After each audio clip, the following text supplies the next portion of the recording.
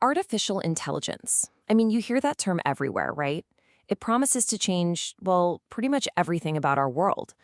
But to really get a handle on where it's all going, we need to first understand the core idea behind it and the dream that's been driving this field for decades.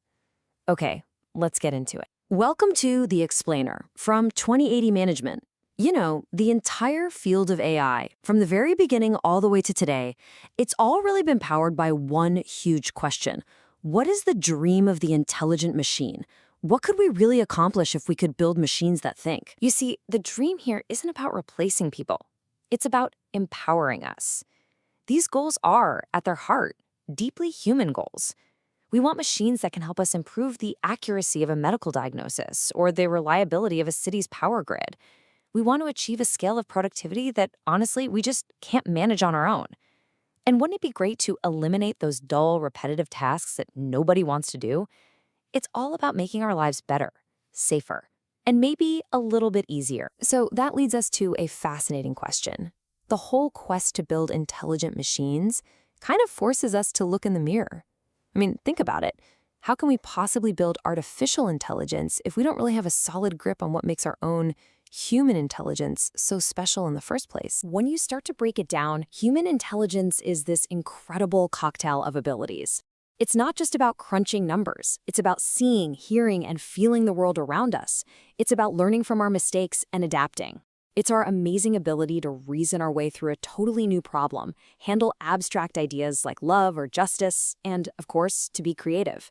And maybe most importantly, it's about knowing what's important and what's not, and being able to make decisions even when we don't have all the facts. And here's the kicker, the big, mind-bending mystery at the center of it all. For all of our scientific progress, we are trying to build a copy of something, our own intelligence, that we don't fully understand. We're trying to engineer a solution based on a biological machine, the brain, whose deepest secrets are still a complete mystery to us. It's a pretty wild challenge, right? So, to make any progress at all, computer scientists have had to simplify things. You can think of most AI today as following a three-step playbook. Step 1 is perception, sensing the world but through data. Step 2 is prediction, using all that data to figure out what might happen next. And finally, Step 3 is planning, choosing the best move, and in the smartest systems, actually learning from whether that move worked or not. Okay, so we've got the basic theory down. Now let's get practical. To really follow the conversation about AI today, you've got to know the lingo. So let's jump into the key terms you're going to hear all the time, and we'll bust a few common myths while we're at it. All right, first up, the big one. Artificial General Intelligence, or AGI. This is the holy grail. This is the science fiction dream of a single AI that can learn, reason, and create just like a human, or maybe even better. People also call this strong AI. And here is the most important thing to remember. AGI does not exist yet. It's the goal, it's the destination, but it is not what we have today. So what do we have today? We have narrow AI. Now, sometimes you'll hear this called weak AI, but don't let that name fool you. These systems are incredibly powerful. A narrow AI is a specialist. It's designed to do one specific task really, really well, like recognizing your face to unlock your phone or recommending your next favorite show. Every single AI you interact with today is a form of narrow AI. So let's just nail this down. AGI is the generalist, the dream. It can do anything. Narrow AI is the specialist, the reality. It's focused on one job. Just keeping that one distinction straight in your head is the secret to cutting through about 90% of the hype you hear about AI. And that helps us bust some really common myths. So no, AI is not all about super intelligent, walking, talking robots. It's mostly invisible software. No, simple automation isn't the same as intelligence. AI can actually learn and adapt.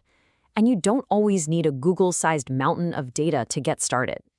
And finally, no, AI, machine learning, and deep learning aren't all the same thing. AI is the big idea, and machine learning and deep learning are specific ways of achieving it. Now, to really understand why AI feels so new and exciting right now, it actually helps to know that, well, it's not new at all. It's pretty old.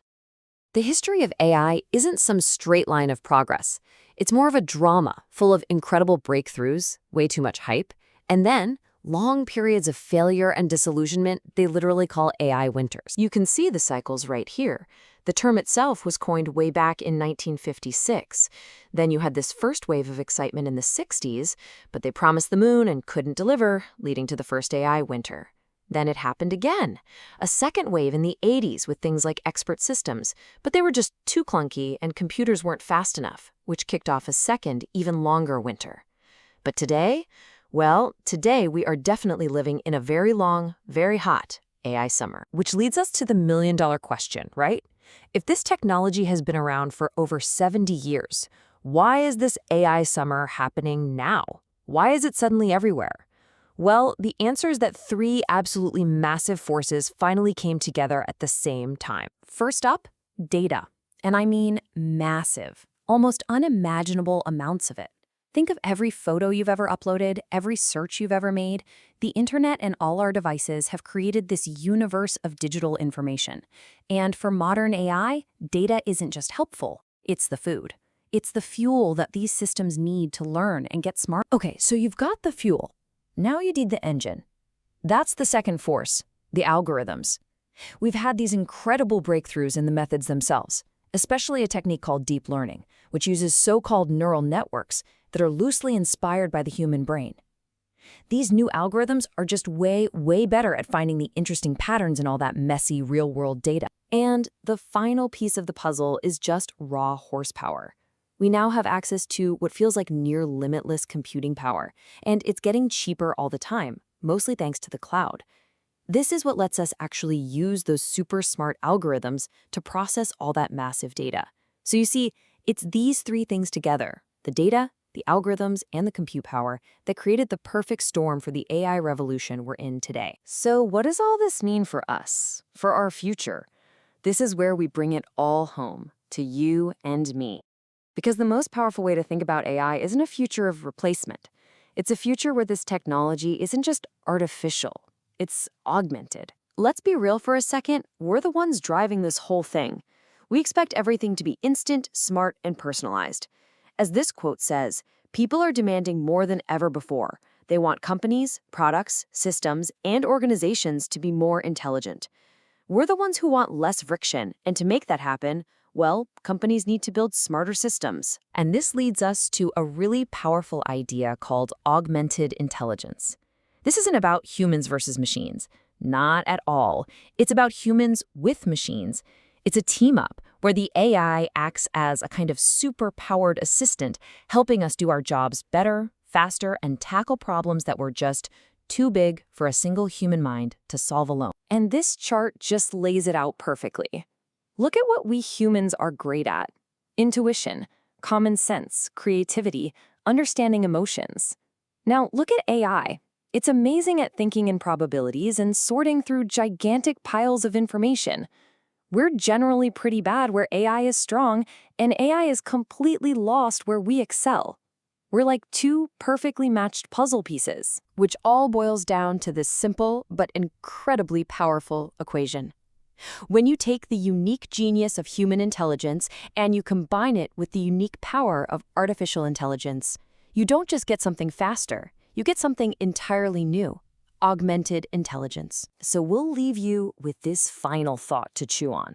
The big conversation we should be having isn't about whether machines are going to get smarter than us. The much more interesting and much more important question we all need to ask is this: as machines get smarter, how will we get smarter with them?